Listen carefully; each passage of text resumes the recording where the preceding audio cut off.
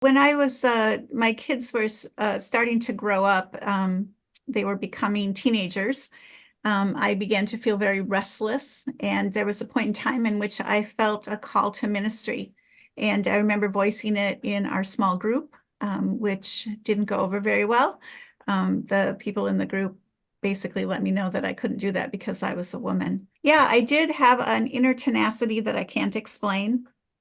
And I can only say that it probably came from God. And so there was this tenacity all through, especially through my seminary career. I felt this inner tenacity that is really hard to explain. And it got me through some really tough times. Welcome to the Eden Podcast, where we true the verse of Genesis 3:16, and we discover that God didn't curse Eve or Adam or limit woman in any way. Welcome to the Eden Podcast. I'm Bruce C.E. Fleming, Executive Director of the True 316 Foundation, and our website is tru316.com. We're going to have a wonderful interview this episode, and Joanne Hagemeyer, my co-host, would you bring us in? Thank you, Bruce. My pleasure.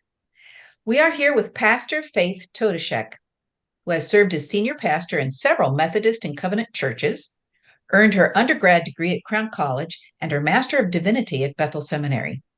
She currently serves as the senior pastor of Grace United Methodist Church in St. Cloud, Minnesota, and has been married for 45 years, has 3 adult children and 7 grandchildren. We are delighted to have you with us, Faith. Thank you so much. I'm delighted to be here. So Faith, I discovered on Facebook, and she was talking about a sermon series was coming up, and I was on a long road trip, and I thought, I'm just going to reach out. So it's been a couple of years now. We've been in touch, and I've had a chance to visit her church and preach there. And you have a bilingual, how do you define your congregation? We have a congregation that's immigrant friendly. And so we have a number of immigrants who worship with us. Some are Spanish speaking. We have some new immigrants from Ethiopia that are attending. And I don't know, we're just getting that reputation in St. Cloud, where there are many, many immigrant groups. So when I was there, we had the privilege of having it simultaneously translated into Spanish, for example. Yeah, that's right. Yeah, we have a large group of Hispanic people. In fact, we just launched a Hispanic Bible study that is also becoming a church. It won't be long, and it'll be an actual church plant. So do they meet in the building during the week? Yes, they do. So what time of the week, just example, how do they do that? They meet on Saturdays at 5 p.m. and they also meet for prayer Tuesdays at 5 p.m. So, yeah. Some delightful brothers and sisters in the Lord. Yeah. Absolutely, yeah. So why don't you start out, Faith, with your faith story?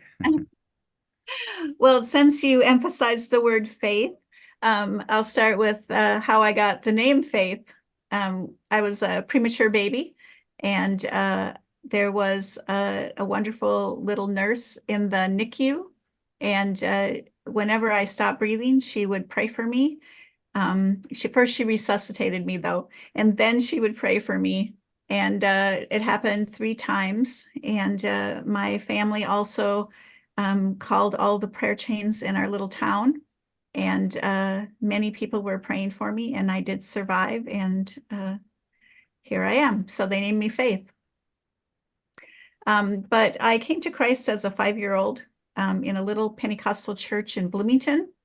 And it was a very real experience. I really did encounter God as a 5-year-old and continued in the faith. And of course, as most teenagers do, we had many opportunities to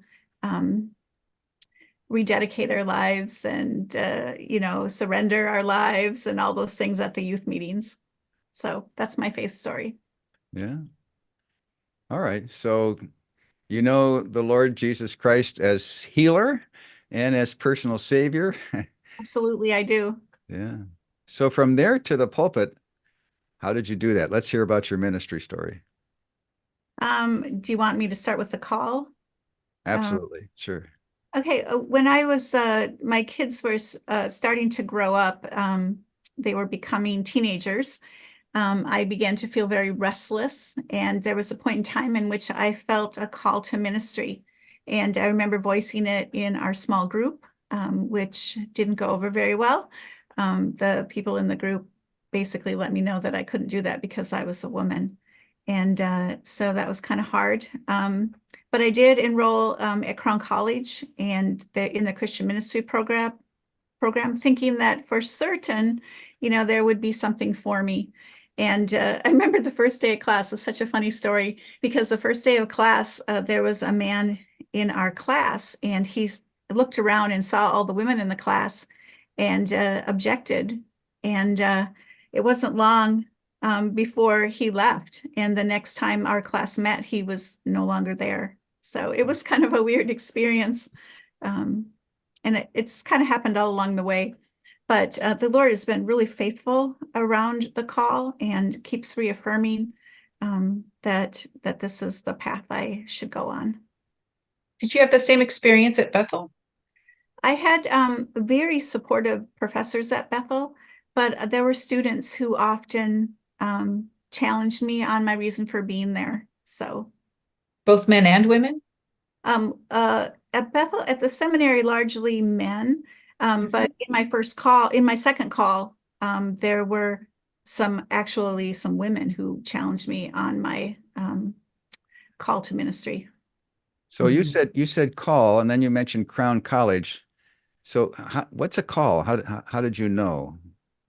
I just felt a strong desire to preach and teach the Bible. And so it was a very strong desire, and I don't know, I can't really explain that. But it was just a very strong desire. When I first read and heard that women could be preachers, I was just elated. So yeah, that's kind of how it began. I'm curious where you read that. We had a little women's Bible study when my kids were growing up, and we would meet for prayer and study. And one of the women brought in a cassette tape. So this shows you how old I am. She brought in a cassette tape, and it was from Church of the Open Door, and Pastor Dave Johnson was preaching on women in ministry. And we all listened to that with rapt attention. And we were so excited that God indeed could have called women as well. But it's in that same group that you found a little bit of a pushback.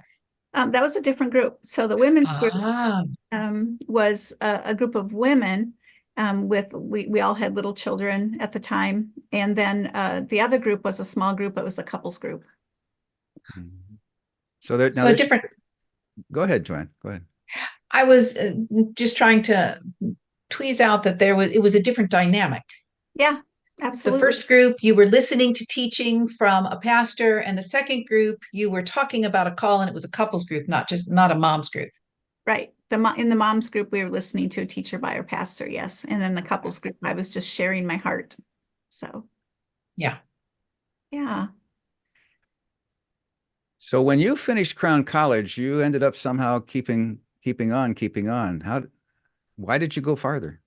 Well, I had a couple of professors at Crown College who were fantastic. One was Dr. Carl Polding, and I can't remember the name of the other one, but they were both very, very encouraging. And I was given the class key, the honor key, and invited to be the class speaker.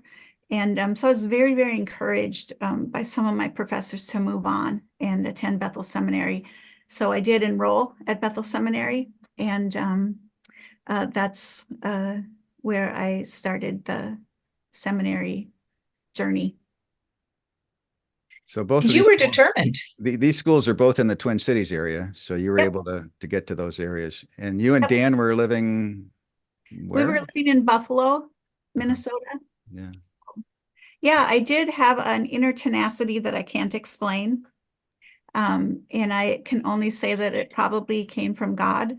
And so there was this tenacity all through, especially through my seminary career. I felt this inner tenacity that is really hard to explain. And it got me through some really tough times. Mm-hmm. Yeah. Are there any anecdotes that you could share where God gave you either words to say or an illustration to give or something that got you through? Oh boy. Yeah, there was at the beginning, at the entrance of the seminary was a little saying from Isaiah on the call of Isaiah. And that I saw that every single day. And that really meant a lot to me. I think it came from Isaiah chapter 6. And so that meant a lot to me. It kind of gave me courage to keep going. There were a few times when, and I just felt the Lord with me and the Lord's presence with me. And I don't know that I always, I don't speak up a lot. I didn't speak up a lot in class. I was kind of a shy student at the time. And so I didn't say a lot, but I learned a lot. And I did feel the presence of the Lord with me all the time. So how were you able to start using your ministry skills and gifting? This is such a funny story. Again, it's a testament to God and how God is at work even when I don't see it or notice. And so there was this little old lady, her name was Beverly, and she went to high school with my mother-in-law. And there's a little church in Becker, Minnesota, and it had been closed for a year.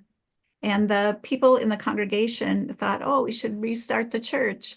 And so they gathered together and tried to figure out where they could find a pastor. And so my mother-in-law, who was best friends with Bethel or Beverly, she called me up one day and said, I heard that you preach. And I said, yeah, I do. And I thought I was taking a job as pulpit supply, but they thought they had hired me. And so we had to have a little back up the truck conversation about what just happened. And at the time, I had a wonderful spiritual director, and he suggested, he was, an old pastor in the Presbyterian church, and he suggested that maybe I take it as an interim role. And so I did. And we talked about how to do a call process, and we started a call committee and put together some of the things about the church, and basically us started searching for a pastor.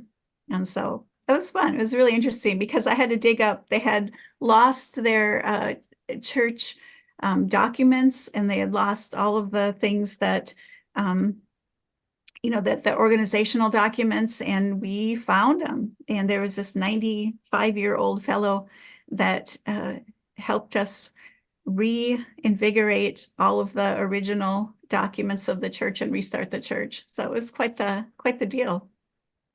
So that little church I was there 3 years, and I'm kind of a outward focused person. And so, I didn't have any money, and church didn't have any money. And so I went around the neighborhood with a couple of flyers and put flyers in people's mailboxes, and it probably wasn't legal, but I didn't know. And the church started to grow. And at the end of my time there, 3 years, we had a congregation of 50 people or so. Oh. So started with about 15. So it was pretty fun. It was a lovely little congregation, Snake River Church, out in the middle of a cornfield. So when you got your Master of Divinity, you learned how to do a lot more than preach and teach. And I'm just curious, when you did your church, your first church, did that 3-year stint, as you called it, what did you find that you knew how to do and you hadn't taken classes, or you're so glad you did take that class? Because there's a lot more to being a pastor, I'm suspecting, than preaching and teaching. Yeah, absolutely. There was a lot more, a lot of leadership roles, and a lot of leadership thing helping lead them to health, because it was a very unhealthy congregation when I started, and they grew in their health, and they grew in their ability to resolve conflict and deal with difficult issues that arose in the church. And so I led them through that as well. So, yeah. Pastoral care, did pastoral care. It was an elderly congregation, and started a Sunday school. We started a broomball ministry. My husband and I played broomball. And so we gathered up the neighborhood kids and played broomball and just had a lot of fun, basically. Oh, and music. My husband and I both have led worship for many years. And so we started a music team and equipped some other individuals to play keyboard, and started a worship team and kind of moved them into the 21st century worship-wise. And they loved you. They loved you as their woman pastor. Yeah, they loved me so much, and they loved my husband. In fact, we had to deal with a couple little things because they started calling him pastor too. And bless his heart, my husband got up one morning in front of the congregation and just affirmed me as pastor. And he said, I didn't go to seminary and I don't preach and teach. And I just want you to know that my wife is the pastor and I'm here to support her. And so he was fantastic. So he handled that really well. But, I don't know, it's typical of rural congregation is they always feed the pastor. And I was always watching my calories. And so they brought desserts and cookies and pies and all kinds of food to my husband. And so he kind of took that role. And my spiritual director also, he was so wise. He also said, some of those little old ladies just need a hug. And so Dan, my husband, he would stand at the door and welcome everyone and give all the ladies a hug. And yeah. It's kind of hug ministry. Yeah, it was a fun little church. And one of the things my spiritual director said, you just love the people and help them follow Jesus. And that's what we did. So how do you move from that church to the next church? So I was seeking to be licensed in the Evangelical Covenant, which was my home church when I was at Monticello Covenant. In my internship, we helped plant a Hispanic congregation. And so that was my home church, my sending church.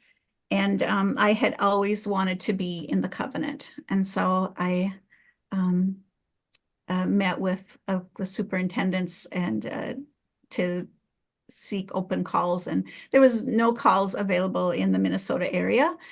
And so the East Coast superintendent said there was some availability in Connecticut. And we talked about it, Dan and I, and went out to visit and candidate for a church. And they liked us and invited us to come, and we went. It was a really tough call. We experienced a lot of opposition in the community around women in ministry.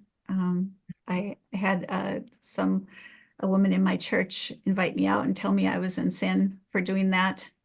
I had a local missionary pastor who invited me over for dessert, my husband and I. And then as I was leaving, he gave me a brochure it was all about why women pastors is an aberration, where it's a sin in the eyes of God. And so those kind of hurt. But in addition, it was a very difficult call. It was a church in decline. They had significant control issues in the congregation. They only had about 12 people left. And, I thought, well, we turned the church at Snake River around. Maybe we can turn this one around. And we had a lot of hope and faith.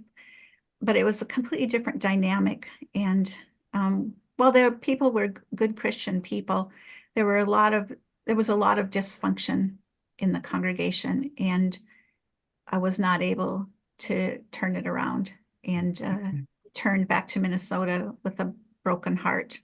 Oh. And I believed I would never pastor again. I went to the denomination and there was nothing available, no open calls. So I just thought, well, I'm done. And then my son was working on his PhD at NDSU, and we went up to visit him in Fargo, and the pastor was preaching on the famous passage where Peter is restored to ministry after he had abandoned the Lord. And I heard the voice of the Lord distinct. It was a distinct moment. And I heard the Lord say, "Faith, feed my sheep." And I realized that I wasn't done yet. and that I was to keep going. And so I went back to my town in Buffalo and I started a house church, and I did that. We did that for 5 years, my husband and I. True 316 Foundation is the home of the Eden podcast. Join us for $3.16 a month or more. Let's true the verses on the key passages on women and men. Go to true316.com/partner. True 316 is strengthening and encouraging many, and we're getting stories every day of lives changed through our ministry. We're the home of the Eden podcast, and we're getting the word out that God didn't curse Eve or Adam or limit woman in any way. Our volunteer help is wonderful, and we grow stronger with each new true partner who gives to the True 316 Foundation so that we can cover the costs to do the technical work of the Eden podcast, to coordinate our True School workshops like the 2-week Eden workshop on Genesis 2 and 3, and to make the True 316 Foundation function in its outreach to scholars and students around the world. You can give now with a one-time gift. And better still, you can join now and become a monthly donor. We call our monthly donors our true partners. Please join now by going to true316.com/partner.